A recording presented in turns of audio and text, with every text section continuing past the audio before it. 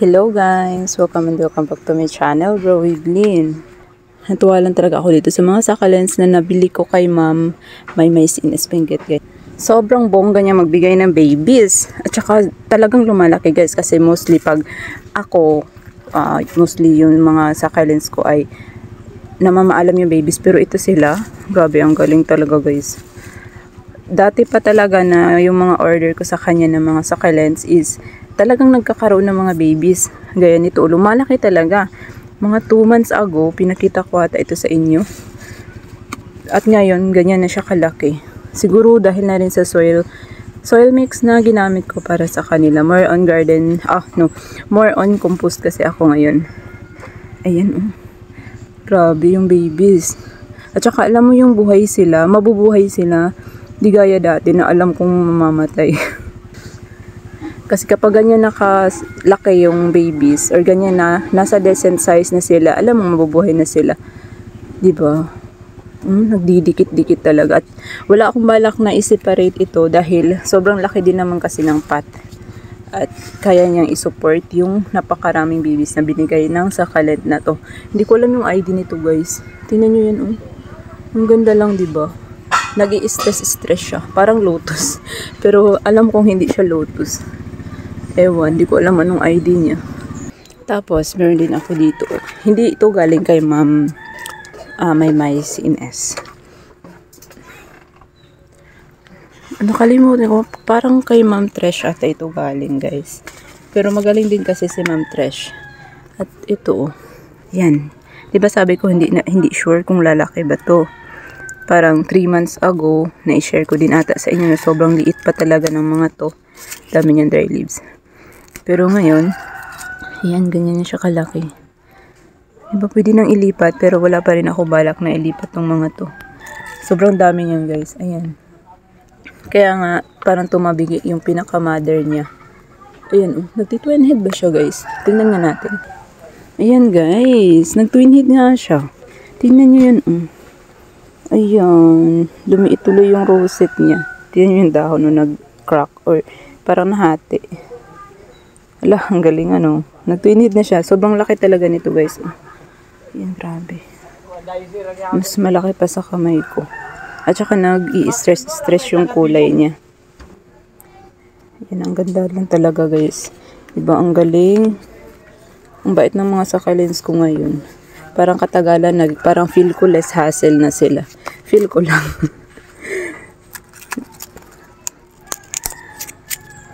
Parang gamay ko na yun sila. Diba?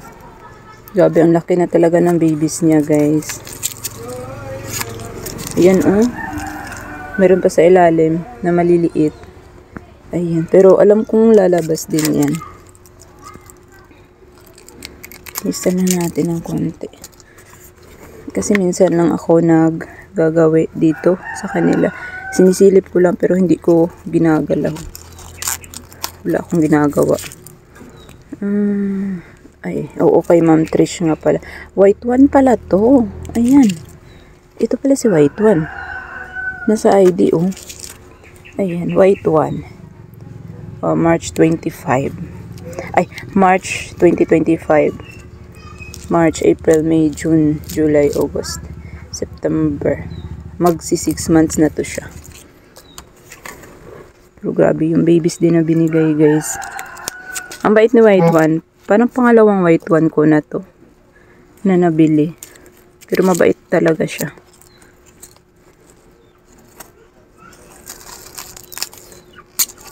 Yan.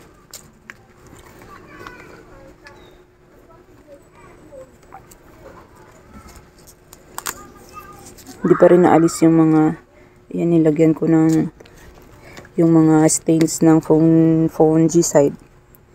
Yun, linis na siya. Nakahinga na yung ilalim niya.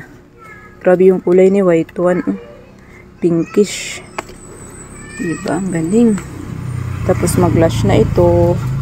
Ayan, puno niya yung pot na to.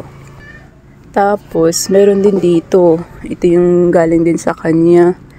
Ito, bala ko tong ilipat para mas lumaki kasi yun 'di ba, same size sila ng pot ng mga nandito pero ngayon ay malaki na rin siya. Simula nang nilipat ko yun ay bumongga talaga yung laki niya. Ito din ang gusto ko tong ilipat. Kaya lang, pinag-iisipan ko pa kasi marami akong inaayos. Saka na siguro ako magriripat kapag naayos ko na yung mga lagayan ko na bago. Ito may baby din. Pero hindi masyadong lumalaki ng mabilis. Ayan. Ayan oh. Yan, sure mo, alam mo na, sure na mabubuhay ang mga yan. Yan, may baby pa oh. Kita. Ayan. Nakalubog. So, diba ang galing? Buti walang mealybugs. Kasi yung dati guys, yung galing kay Mamaymay, maraming mealybugs. Pero nawala din sa spray ko ng insecticide. Pag nag-i-spray ako ng insecticide, talagang mauubos yung mealybugs. At tapos, yung problema ko sa mealybugs, insecticide lang yung kulang kapag may mealybugs. Kulang to ng water. Kailangan ko tong diligan. Ayan siya. Kailangan talaga niyang ilipat guys para mas lumaki ng mabilis. Tapos i-check natin si Tolimanensis na nandito. Kasi meron akong pinopropa nito sa dahon. Sinadya ko ng propa talaga. Ayan, malaki na yung leaf propa niya guys. Oh. So, ang galing. Ang galing. Nabuhay siya guys. Ay, hatak ko pa tuloy. Pwede pala talaga siyang leaf propa. Ayan. Medyo tumabingi ano. Bakit kaya? Ay, oo, sinusundan niya yung araw. Tingnan niyo yung mga dulo ng dahon ni Tolimanensis ko. Ba, ang ganda. Bongga.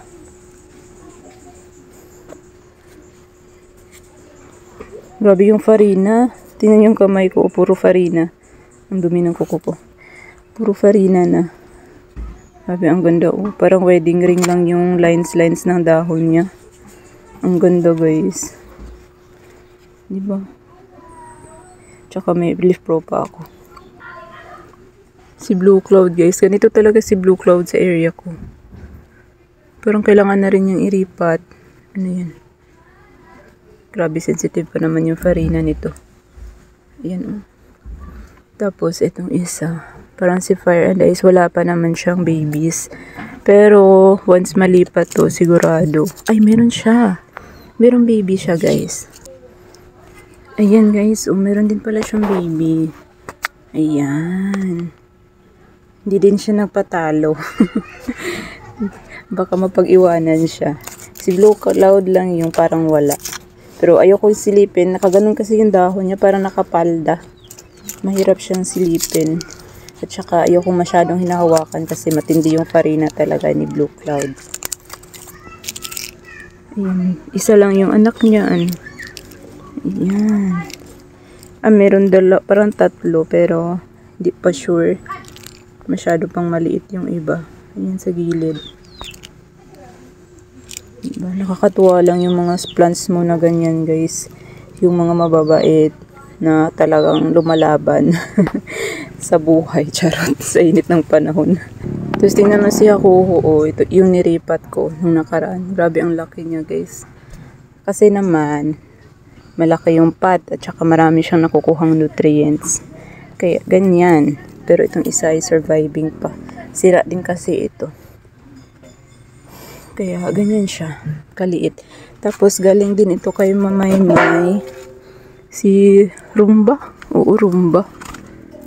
Ayan.